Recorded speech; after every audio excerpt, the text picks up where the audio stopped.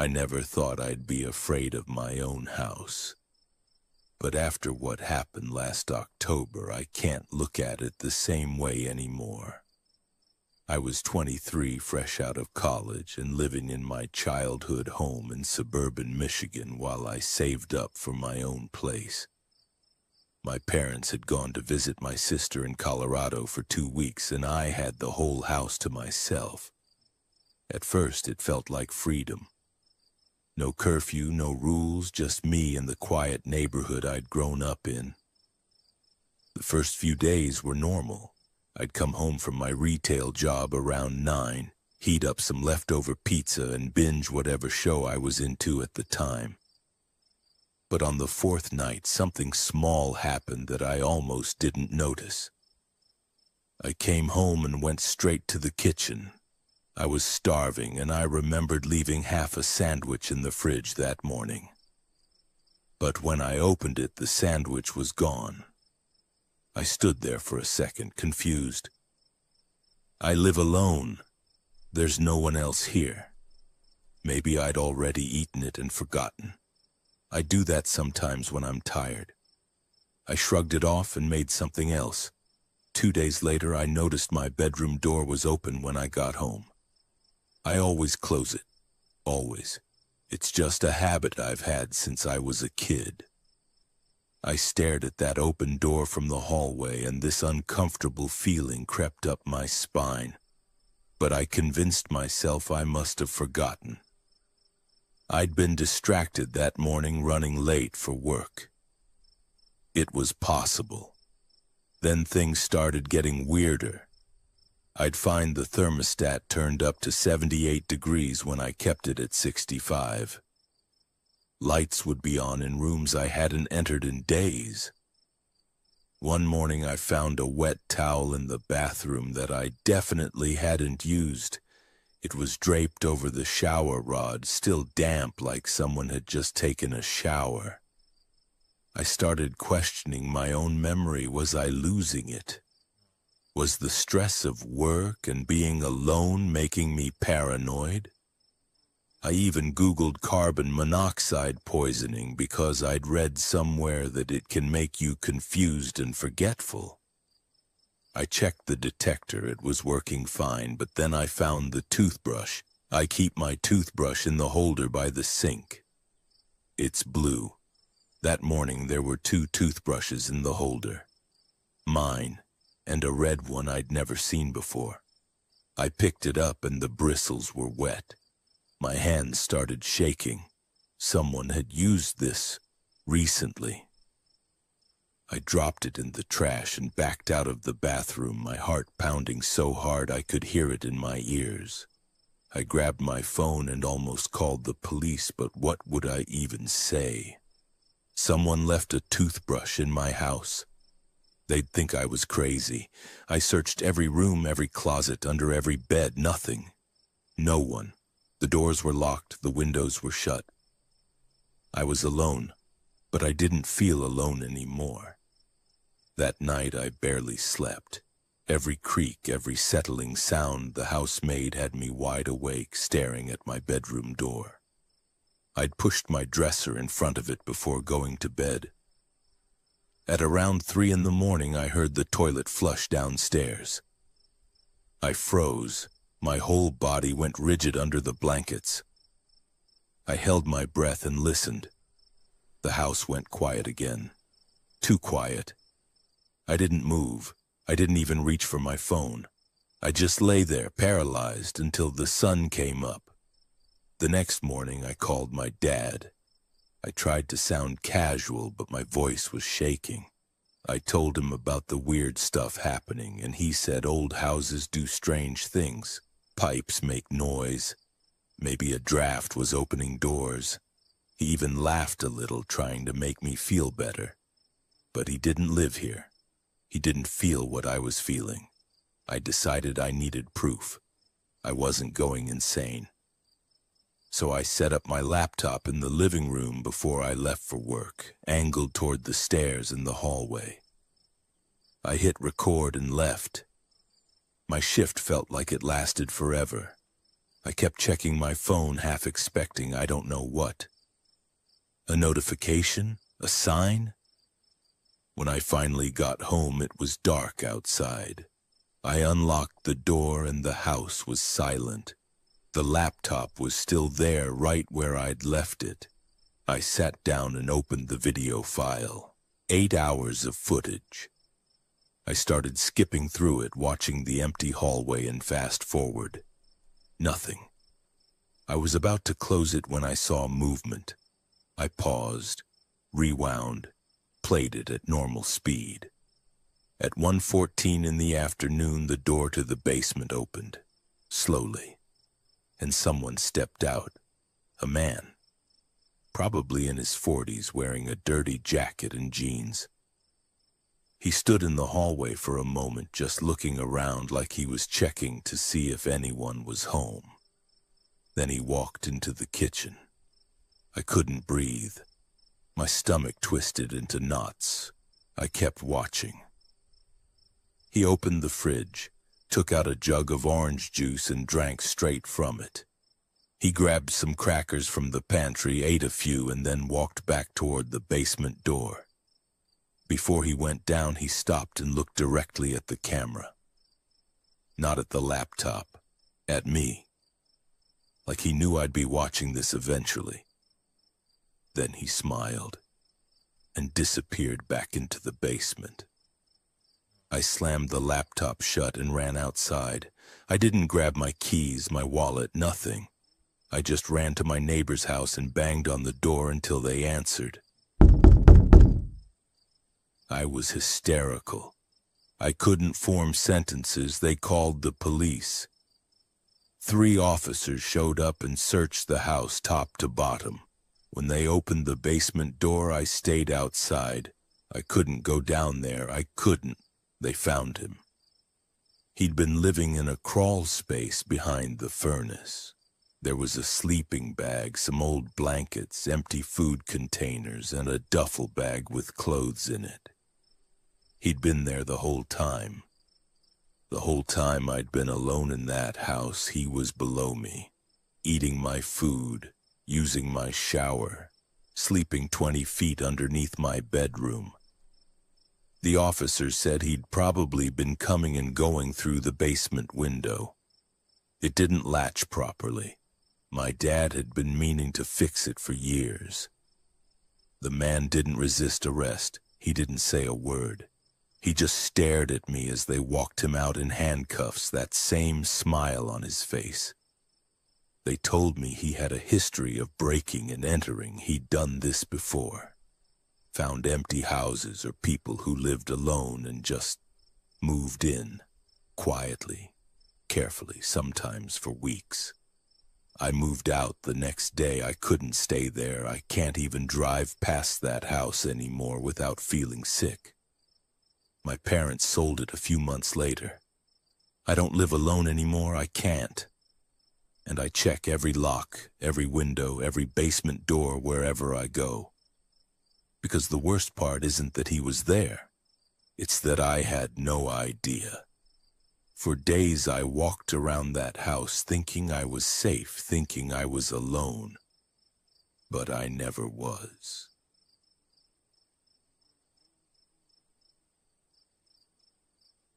I still can't listen to voicemails without my hand shaking. It's been 2 years, and I've changed my number 3 times, but the sound of that notification tone makes my stomach drop every single time. This happened when I was 23, living in a small rental house in rural Pennsylvania. It was one of those old farmhouses you find scattered along back roads. The kind landlords rent cheap because nobody really wants them. I took it because I'd just graduated college and was broke. The isolation didn't bother me. Actually, I liked it, or at least I thought I did. My parents had gone on a cruise somewhere in the Caribbean with no cell service. They'd be gone for 10 days. My younger brother was away at school. For the first time in my life, I had the strange feeling of being completely unreachable by my family, no safety net. It felt like freedom. The house had this old landline phone mounted on the kitchen wall. You know, the kind with the curly cord. I never used it, didn't even know the number, but it came with the place, and the landlord said it was included in the rent, so I left it alone. In 3 months of living there, it had never rung, not once, until that Tuesday night. I was watching something on my laptop in bed when I heard it, that shrill mechanical ringing cutting through the silence. It startled me so badly I actually gasped. I sat there for a moment, just listening to it ring. 4 times, 5. Then it stopped. I went back to my show, but I couldn't focus. Something about that phone ringing felt wrong, like a door opening in a house you thought was locked. 20 minutes later, it rang again. This time I got up and walked to the kitchen. The phone looked almost sinister in the dim light, just hanging there on the wall. I picked it up on the 4th ring. Hello? Silence. But not empty silence. I could hear something breathing, faint, steady, and behind it a weird static, almost like wind. Hello? I said again, louder this time. The breathing continued. Then after maybe 5 seconds, the line went dead. Wrong number, I told myself. Just some weird wrong number. I made myself tea, checked that the doors were locked, and went back to bed. But I left my bedroom door open. I needed to hear if that phone rang again. It did. At 1:47 a.m. I know the exact time because I grabbed my cell phone when I heard it, my heart already pounding. I didn't answer. I let it ring and ring until it stopped. Then I waited, sitting up in bed, staring down the dark hallway toward the kitchen. My phone buzzed. A notification. Voicemail from an unknown number. My landline had voicemail. I didn't even know that. I should not have listened to it. I know that now. But at the time, I was more confused than scared. I needed to know who was calling. I dialed into the voicemail system, entered the default password that was written on a sticker on the phone's base, and listened. At first, just that breathing again, but then a voice. Low, male, calm. I can see you haven't gone to sleep yet. My blood went cold.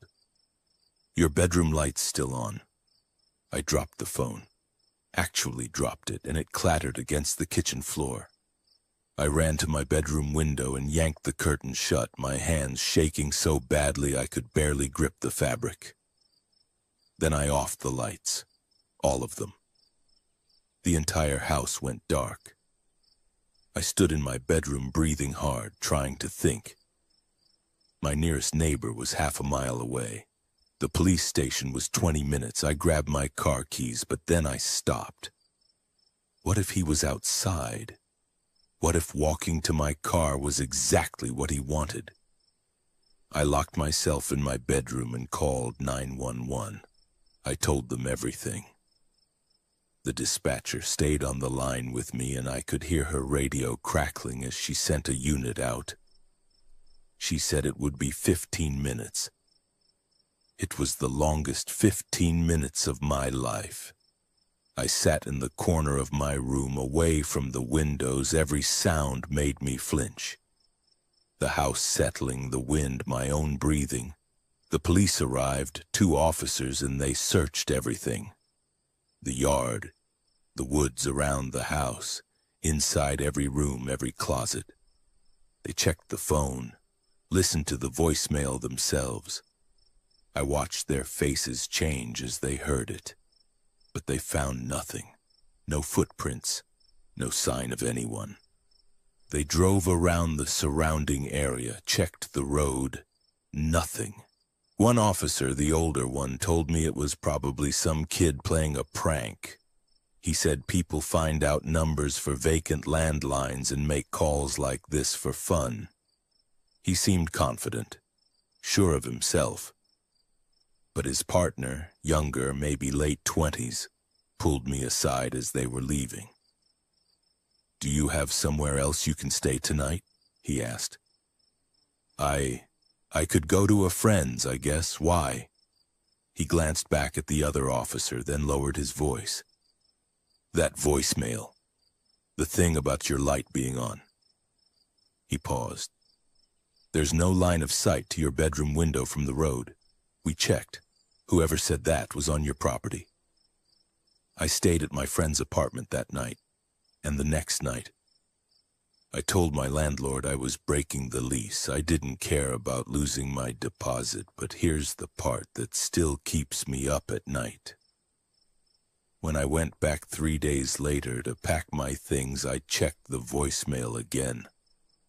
I don't know why. Maybe I needed to hear it one more time to convince myself it was real. There were 4 new messages, all from the same number. All received over the past 3 nights while I was gone. The first one was that same breathing. Nothing else. The second one, his voice. "You're not here." The third, "Where did you go?" And the fourth message, left the night before. "I'll wait until you come back home." I never went back. I had friends pack up my stuff.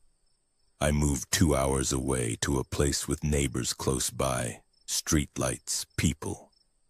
But sometimes late at night I wonder if he's still waiting. If he watches other houses now. If someone else has gotten a call. The police never found him. The number was a burner, untraceable. No evidence, no suspect. Just a voice on a recording and the sick certainty that someone had been standing in my yard, watching my window while I was alone in that house. I think about that a lot. How close he was, how thin the walls were, how easy it would have been. I don't live alone anymore. I don't think I ever will again. And I never ever answer calls from numbers I don't recognize.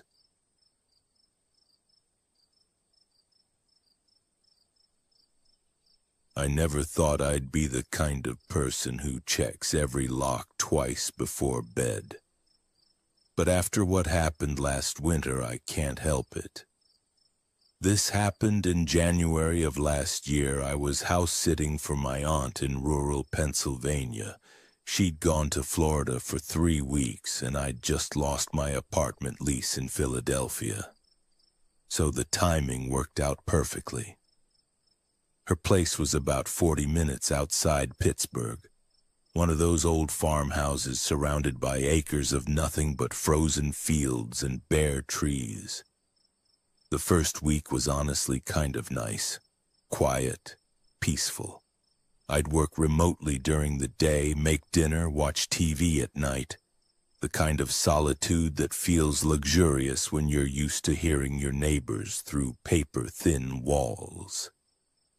It was a Tuesday night when things started feeling wrong. I'd finished dinner around 7 and was washing dishes when I noticed the kitchen faucet was dripping. Not unusual, except I was absolutely certain I'd turned it off completely. I twisted the handle tight and went back to the living room. 20 minutes later, I heard it again, drip, drip, drip. I walked back into the kitchen and the faucet was running. Not dripping, running. A steady stream of water pouring into the sink. My stomach did this weird flip, but I told myself old houses have plumbing issues. The handle was probably loose. I turned it off again, harder this time, and made a mental note to tell my aunt about it. But then it happened with the bathroom sink. I'd brushed my teeth, turned off the water, and gone to my bedroom. 10 minutes later, I heard it, water running full blast down the hall.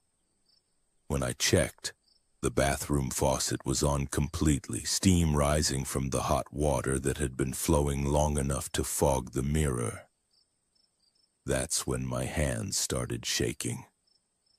I turned it off and stood there in the doorway, staring at that faucet like it might move on its own. The house was so quiet I could hear my own heartbeat. I checked every window lock, every door.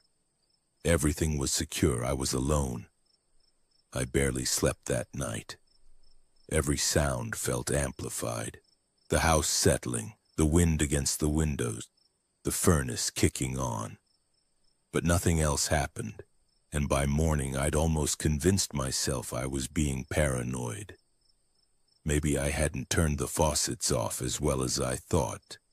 Maybe the handles were just loose. Wednesday was fine. Thursday was fine. I started to relax.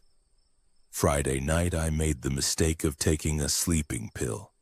My anxiety had been building all week and I just wanted one solid night of rest. I took it around 10 p.m. and was out cold within 30 minutes.